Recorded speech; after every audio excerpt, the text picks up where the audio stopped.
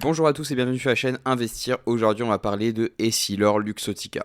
Donc, c'est une action que j'ai dans mon PEA et c'est une action très intéressante. Essilor Luxottica, pour ceux qui ne connaissent pas, en fait, c'est simplement une entreprise dans le monde de l'optique française. Alors, à l'heure actuelle, on a un cours de l'action à 166,80 € aujourd'hui et on voit que la valeur la plus basse s'est située en septembre et on a une croissance qui est relativement constante. On a eu un petit pic en décembre et après, on s'est lissé quand même autour des 170 € et on est descendu ici à 166. Sur cette valeur, j'utilise le lazy investing et je vais essayer de viser justement ces valeurs de 160, 166 € qui me paraissent être des bons points d'entrée pour cette action. On voit que la valeur maximale sur les 52 dernières semaines c'était 184,70 € et la minimale était 132,70. Donc entre 150 et 160, ça me paraît être un très très bon point d'entrée. Surtout que ce que je vais vous présenter dans cette vidéo va vous permettre peut-être de vous faire un avis plus favorable encore sur Essilor Luxottica et vous allez peut-être avoir envie d'investir dessus. En tout cas, c'est une des valeurs les plus intéressantes sur mon PEA, c'est la ligne que je consolide le plus fréquemment à l'heure actuelle et on va voir pourquoi. On a un article très intéressant qui nous montre en fait que Essilor Luxottica va rentrer dans le marché chinois. On nous dit que l'entreprise a lancé deux produits phares, Mighty Sight TM et Diffusion Optique Technologie, qui vont prévenir et contrôler la myopie chez l'enfant et les jeunes. Ils ont également lancé une nouvelle paire de verres spéciaux qui sont conçus pour les personnes qui souffrent de myopie ou d'hypermétropie.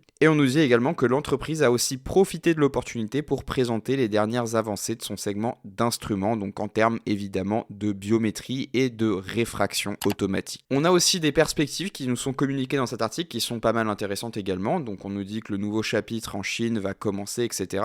On nous dit que c'est un acteur stratégique long terme sur ce marché et qui répond très très bien aux besoins des consommateurs chinois en matière de santé visuelle et d'optique. Et là, il va falloir mettre ça en perspective parce que je suis allé chercher directement des chiffres. J'ai trouvé un article qui est très intéressant. C'est un article de la Fondation Occitane qui nous parle de la prévention de la myopie élevée chez les enfants à Shanghai. Et on nous dit qu'en Chine, la prévalence de la myopie est extrêmement élevée. Et selon une étude en 2018, en Chine, le taux de myopie des élèves du primaire est de 15,7% en première année et de 59% en sixième année. Et vous avez 77% de taux en neuvième année. Au secondaire, on nous dit que le taux est d'environ 83%. Donc on comprend facilement que la myopie et les problèmes de vue sont quand même un problème de santé qui est récurrent et qui est extrêmement présent en Chine. Donc c'est malheureux, mais c'est vraiment un pays qui est extrêmement gourmand de tout ce qui va être optique. On a d'autres articles comme celui-ci sur marketing-chine.com qui confirme cela. Il nous dit la Chine, nouvel Eldorado des lunetiers français. Et on a des petites estimations qui sont très intéressantes. Ils nous disent on estime à 4,5 milliards le nombre de personnes ayant besoin d'une correction,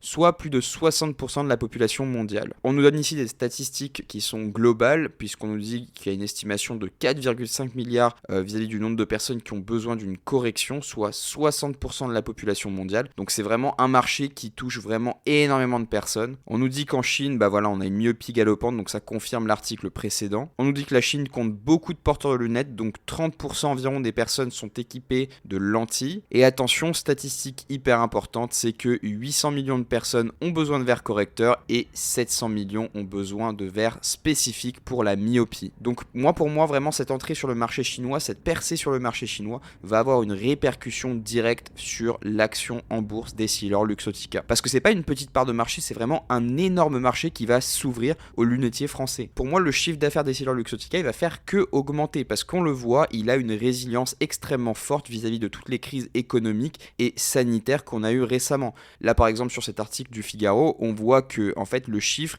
il est relativement constant vis-à-vis de toutes les situations auxquelles on a fait face. Et ça c'est des entreprises qui sont extrêmement résilientes puisqu'on voit qu'elles ont quand même une résistance vis-à-vis des crises qui se passent. Et je pense sincèrement qu'Essilor Luxottica va vraiment se faire une place dans le marché chinois parce que quand on regarde certains articles, on se rend compte que le savoir-faire à la française est quand même bien reconnu en Chine et que vis-à-vis des autres modèles économiques des lunetiers chinois, il y a quand même une prise en compte qui est plus intéressante du client.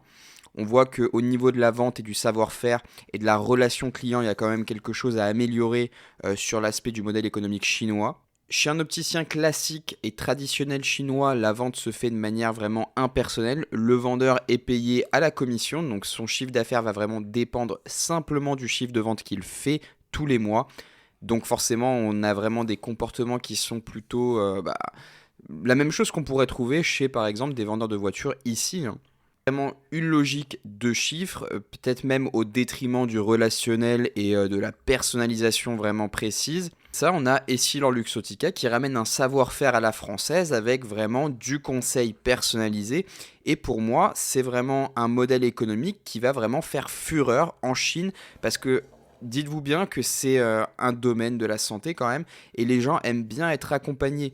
Et forcément, le fait de ramener ce savoir-faire-là, bah, à mon avis, ça ne peut qu'accrocher, quoi. Donc pour moi, tous les feux sont au vert et on va avoir une croissance qui va être exponentielle. C'est pour ça que même prendre une position autour des 160, même 170 euros, pour moi, ça me paraît pas choquant parce que je pense que le marché va faire en sorte que Essilor Luxottica va vraiment venir grimper dans les mois qui arrivent. Là déjà, si on regarde le graphique et qu'on prend les 6 derniers mois, bah on a quand même une croissance qui est relativement facile à tracer. Et si on prend la courbe totale sur le maximum, donc on a un début, on a une introduction en bourse en 2000, bah on voit qu'on a quand même une croissance qui est très constante et qui a un schéma qui se reproduit facilement, quoi. Moi je vois bien une action qui va se situer aux alentours dans les prochaines années de 300-400 euros. Et là on a quand même quelque chose qui va venir accélérer la chose, notamment sur ce marché chinois qui est extrêmement prometteur. Et quand on regarde les résultats financiers trimestriels, bah voilà, c'est extrêmement intéressant, hein. Regardez, en juin 2022, on est sur plus 36,79%, ce qui est énorme. En termes de revenus nets, 37,47%. Donc c'est quand même quelque chose d'extrêmement impressionnant et pour moi, vraiment, c'est une action qui va exploser dans les années à venir, hein. Ça, c'est clair et net. Donc voilà, dites-moi ce que vous pensez d'Essilor Luxottica dans vos commentaires. Dites-moi si c'est une position que vous renforcez, que vous avez dans votre PEA. Vous êtes en pleine réflexion pour l'acheter. Moi, je pense que c'est vraiment quelque chose qu'il faut avoir dans son PEA absolument et qui va augmenter au fur et à mesure. Voilà, si vous avez apprécié la vidéo, n'oubliez pas de mettre un pouce bleu, de vous abonner à la chaîne et je vous retrouve dans les 2 vidéos qui apparaissent à l'écran.